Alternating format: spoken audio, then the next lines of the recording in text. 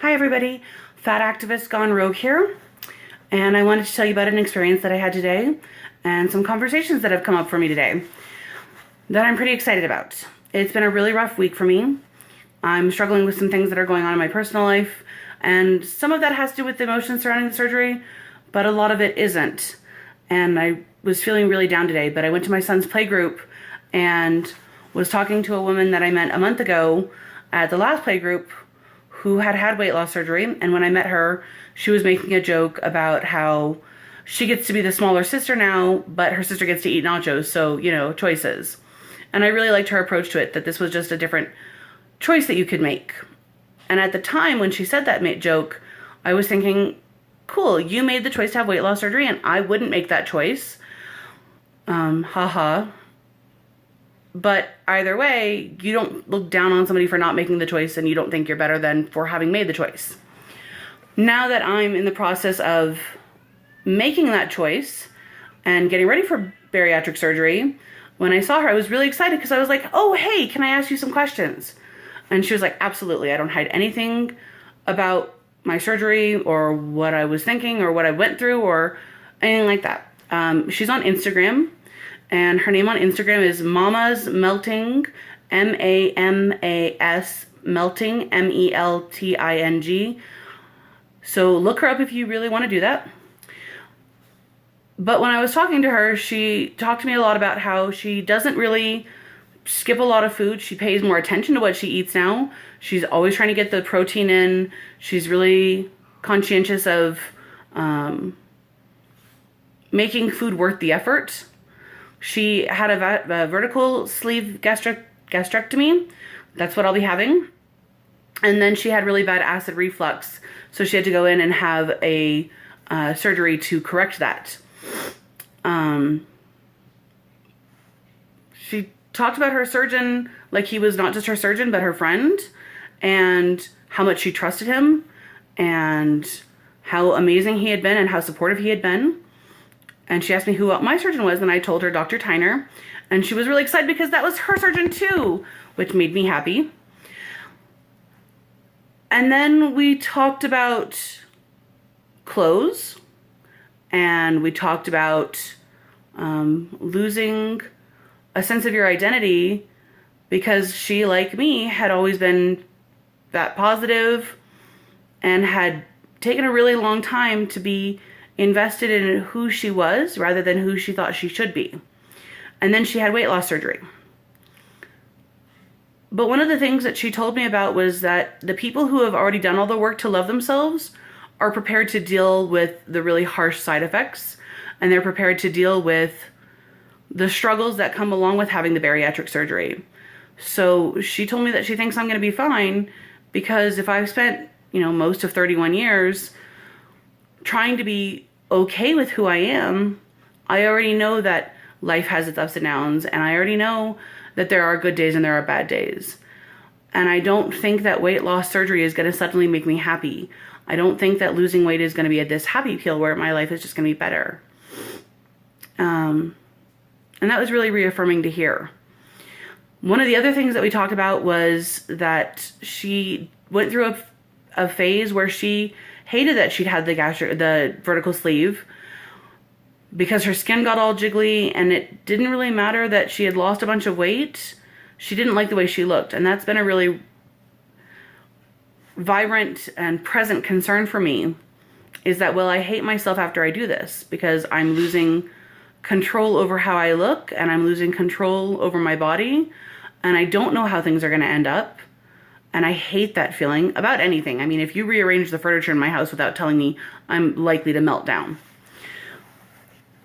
But to have it in my own personal body seems really scary.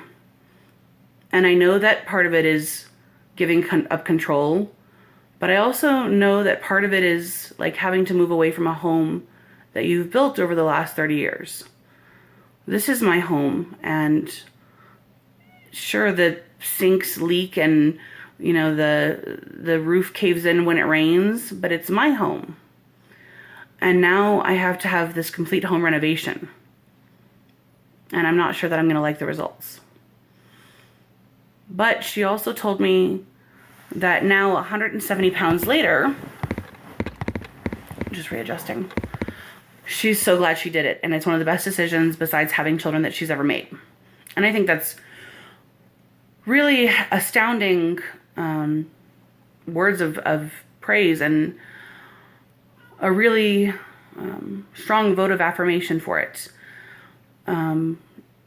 She talked to some degree about, I mentioned losing all my clothes, and she said, yeah, but then when you finally settle into a size, you get to buy all new clothes. And I said, I know, but it's not the same. She said, no, it's not. She just sort of left it at that.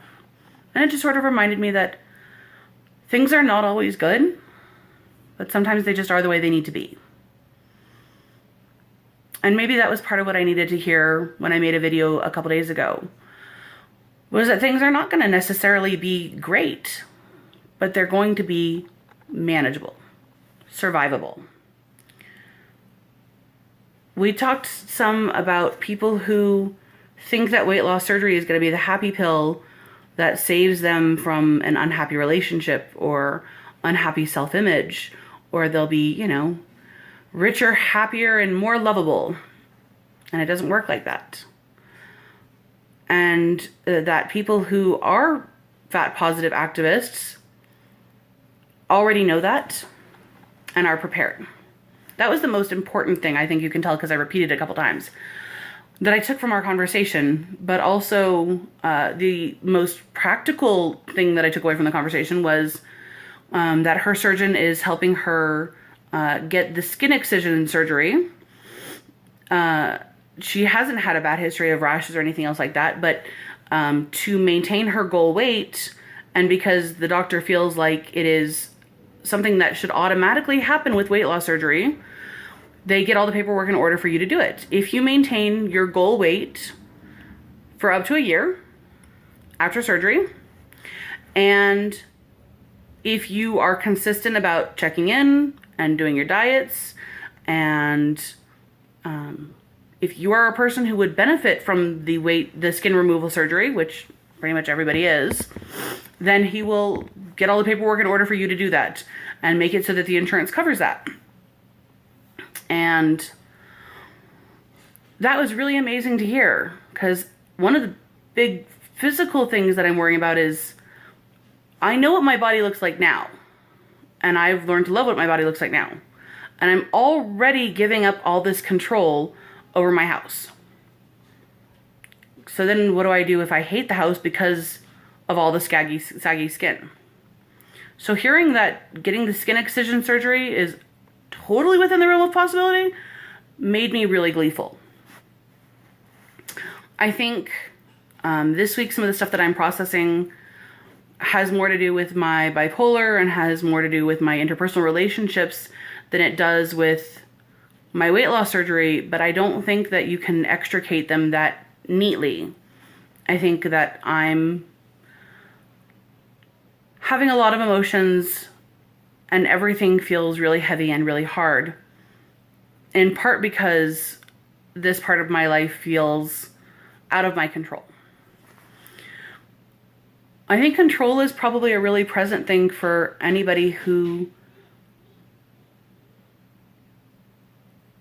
is the size that I am, and maybe I'm wildly generalizing, but I think that there's something pathological about needing control, not wanting to be controlled, or being perceived as being out of control that deeply affects us.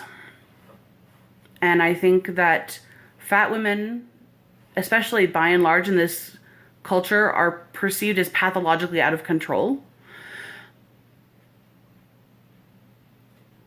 And I don't know how I feel about being perceived as pathologically out of control when I already feel like I'm out of control.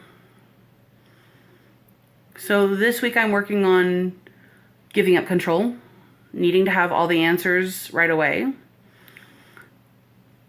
and wanting to know how everything turns out before I actually get there.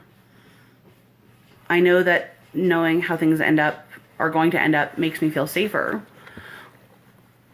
But the world isn't always so scary as I think it's going to be when I don't know the answers, if that makes any sense. Maybe it does, maybe it doesn't. I don't know. So that's my psychological goal for the week. My practical goal for the week is to keep working on portion control, keep working on staying hydrated.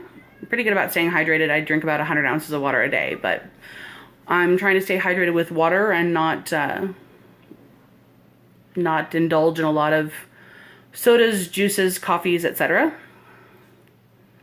Though I gotta say the decaf Americano is a really good friend of mine these days, but I'll probably live with water today.